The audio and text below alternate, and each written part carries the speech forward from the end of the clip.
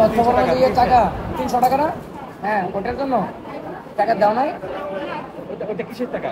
ওটা হলো ওদের রেজিস্ট্রেশন হবে 6 এ পড়ো না? ওরা তো বলতে পারে না 6 এ পড়ো না তুমি? 6 এ না? ওদের সরকারি রেজিস্ট্রেশন করতে হয়, কারণ ওই রেজিস্ট্রেশনটা থেকে যাবে এটার জন্য। আরেকটা জিনিস, যে আপনারা কিছু কিছু টাকা দিচ্ছেন, ওইটা রিসিপ্ট দেন না কেন? এগুলো তো রেজিস্ট্রেশন, এগুলো কোনো রেজিস্ট্রেশন থেকে দিবে, এগুলো কোনো রেজিস্ট্রেশন টাকা নিলে নিয়ম হচ্ছে যে কোনো ব্যাপারে টাকা নিলে নিয়ম হচ্ছে কথা বলে উনি তো একই বলবে, আপনি যা বলবেন উনিও তাই বলবেন। না, উনি তো হেড মাস্টার, ওনার কথা আর আমার কথা এক হবে। এটা ওনার সাথে কথা বলেন। তাহলে আসসালামু আলাইকুম। যে ব্যাপারটা জানার জন্য আসছিলাম যে কিছু কিছু আছে যে টাকা নেয় আর কি, হ্যাঁ, তো ওইটা আর কি কোনো রিসিপ্ট দেওয়া হয় না। ওইটা রিসিপ্ট দেওয়া হয় না কেন? কোনটা কোন ক্লাসে?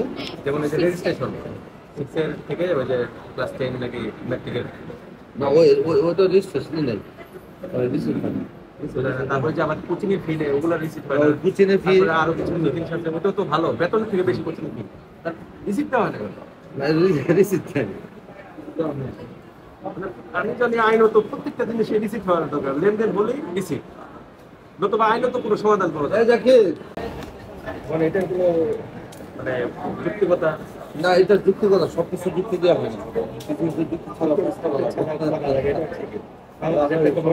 সবকিছু মানে নিয়ম পালনের সবকিছু নিয়ে ভালো আইনের মধ্যে আইনের ফাঁকর থাকে।